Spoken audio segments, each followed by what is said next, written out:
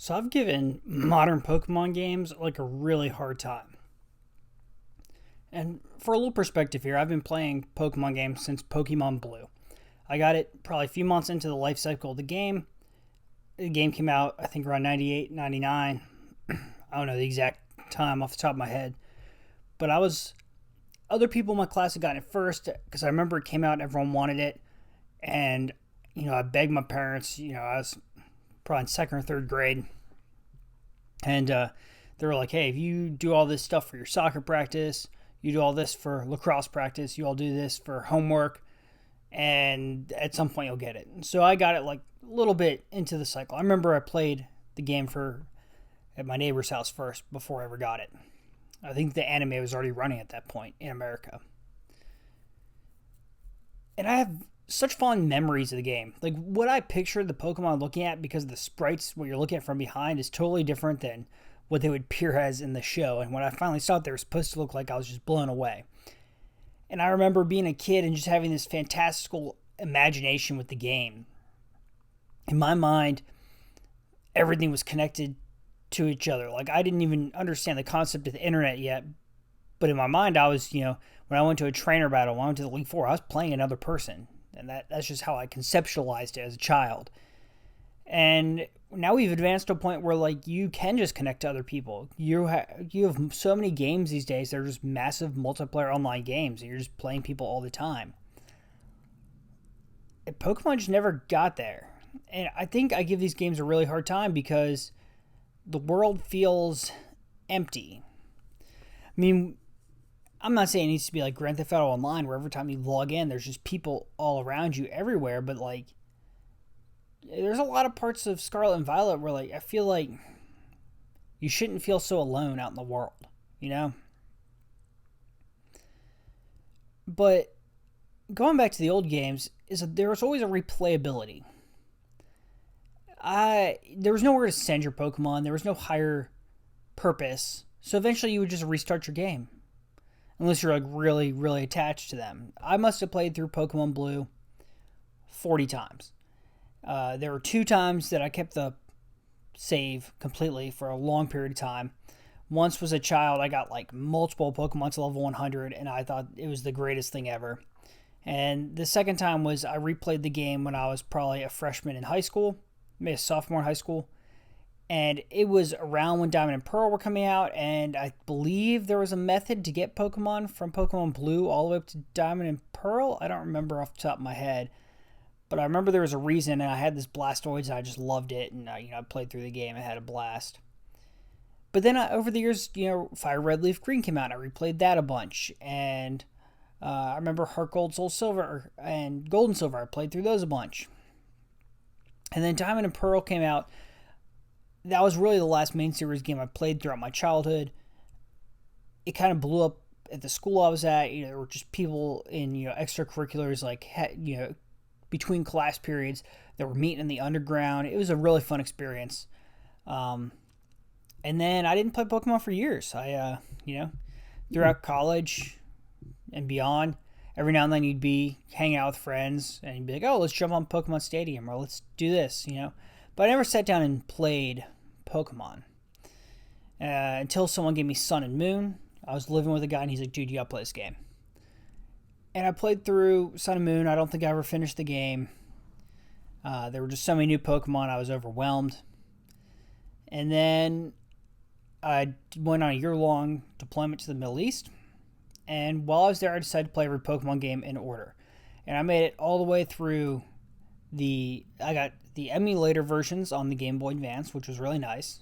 I really think Switch should do something where they bring the modern games or bring those games over to Switch. But I played through them. I played through Yellow, Crystal, and then I played Omega Ruby. I started playing X and Y or Black and White. I forgot which one next. I never played through those. And then just kind of got burned out as the year went. And around the end of that year is when Let's Go Pikachu came out. And I've probably put 500 plus hours into that game.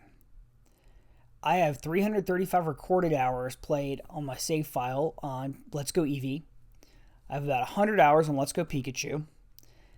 And then, I don't know, like probably even more hours because I decided to complete a living shiny dex is I used Pokemon Go to hunt down a living shiny dex. So who knows how many hours I put into that altogether. And my ultimate goal is to go back to that game again and then win all the trainer titles with perfect Pokemon. I want to take my living shiny dex and just make them perfect, you know? So that's where I ended that game with. And obviously, 330 hours is a lot of time. 350 hours is a lot of time to go back to a game. And for such a small gameplay component, mostly that game was just about hunting down the shinies. That could take hours at times. You just keep hunting down shinies. And that seems to be like the modern gameplay loop for me for a lot of these games is you complete the game, you hunt shinies, next game comes out. So I got Violet on release day, and I played through the story pretty quickly. And then I did a little bit of shiny hunting. And I built up like 2 or 3 raid Pokemon. I think I built up like an Asmaril and an Iron Hands. I think I maxed out my Skelly Ridge. I doubt it was optimized. I did a few raids. I forget what the early raids were in the game, but did that. Then they announced the DLC, and I said, okay, I'll buy the DLC, and I'm going to enjoy this game. And months before the DLC ever came out, I burned out. I lost interest. And this is what happened with Sword and Shield. I bought the DLC, but I never played it. By the time it came out, I was just kind of over the game. I, completed most of the Pokedex, if not completed it.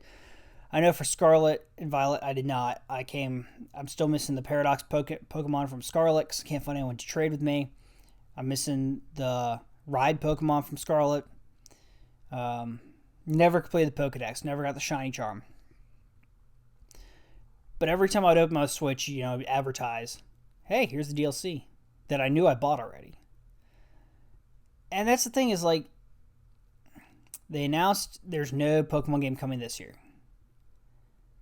And so my choice was to either replay an older game, just move on to other games, or come back to Pokemon Violet. So I did just that. Over the last few weeks, I logged back into Pokemon Violet. At first, I was too scared to go for the DLC worlds, so I just kind of stayed in the main hub in Paldea, tried to complete the Pokedex out a little bit, go catch those legendaries that I never caught. Looked into raids, and so I came back right before the mighty Charizard raid, and then I did the Blastoids raid. I did not do the Venusaur raid, I missed that one. And then I just got crushed by the Magnanium raid. I never beat it. But I did something I have never really done in Pokemon games before. I went and built perfect raid Pokemon, at least according to the internet. So I went out and got their perfect movesets, got their perfect IV EVs, got them set up with the right item, went in and had the strategy and did raids. And I had a good time. I've really enjoyed raids in Pokemon Go. I get they're much more simplistic over there. But I enjoy raids in this game. The downside is I wish you could talk to other people because I was getting very mad at some of these raids where I would go online before, prepare for the raid, build out the perfect Pokemon to go in there, and then the guy next to me joins with like a shiny Psyduck and gets wiped out, and every time he gets wiped out, you just lose a huge chunk of time off your time meter. And there's nothing you can really say to him. It's not like you can quit the raid once it joins, you're just kind of locked into losing.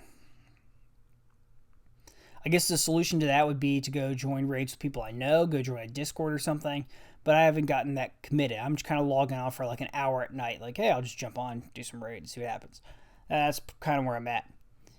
But it's kind of changed the way I see this game.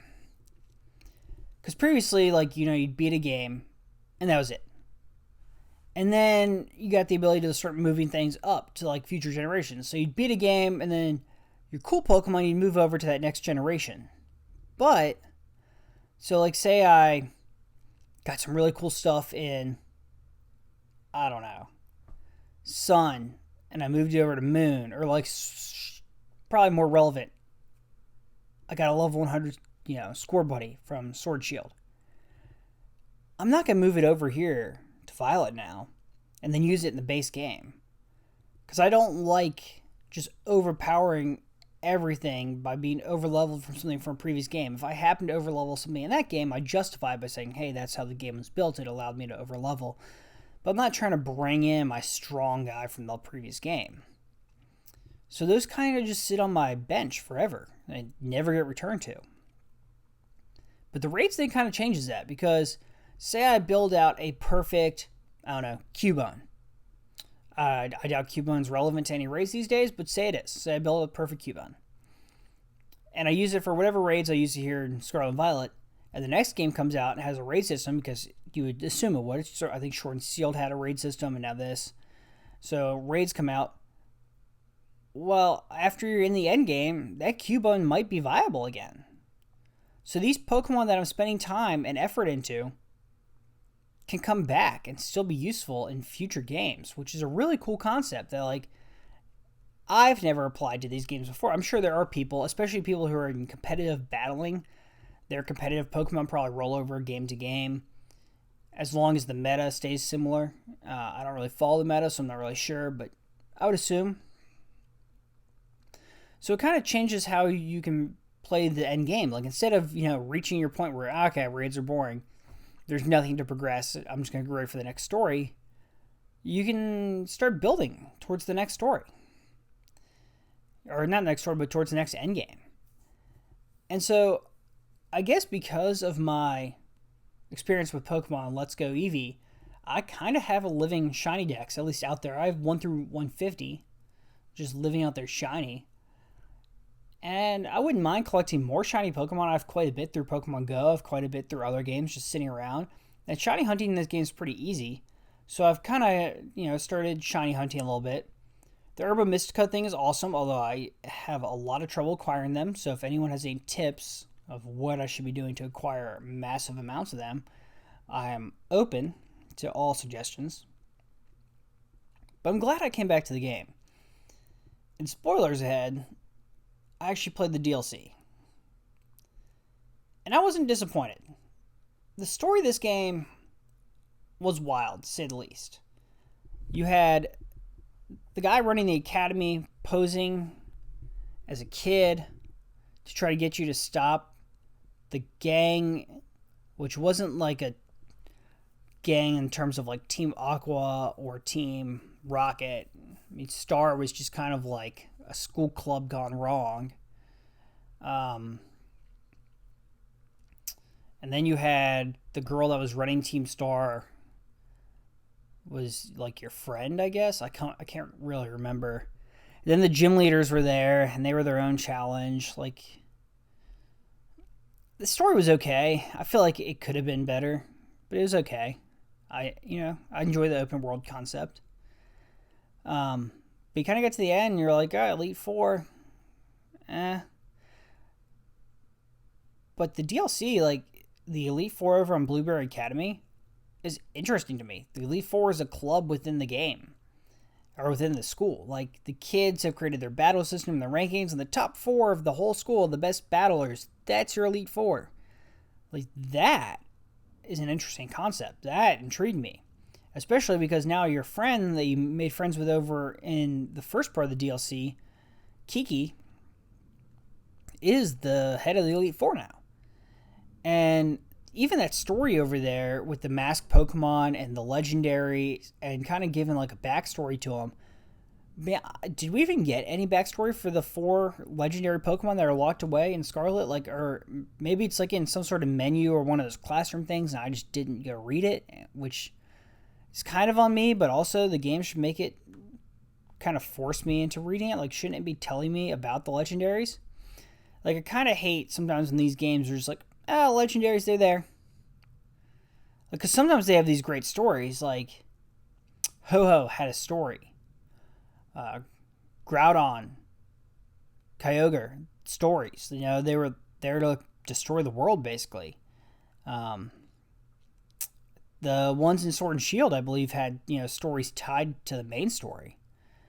Even your main riding guy, Miraidon, Co-Rhydon, has a story here. But then there's just these 4 other Pokemon that are just kind of locked in caves, and I have no idea why. I just pull these stakes out of the ground.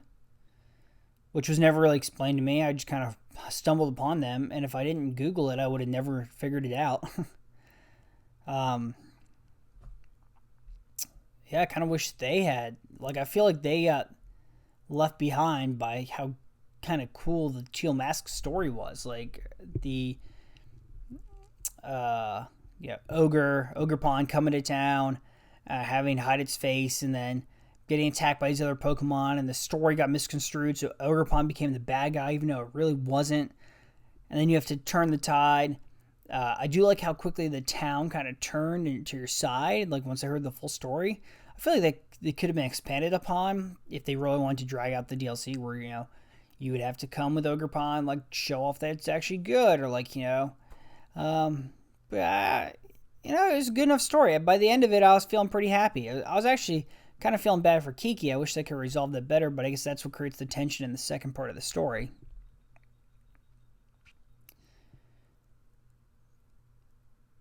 In all, I'm glad I played the DLC. It extends the life of the game. I'm glad I'm doing raids.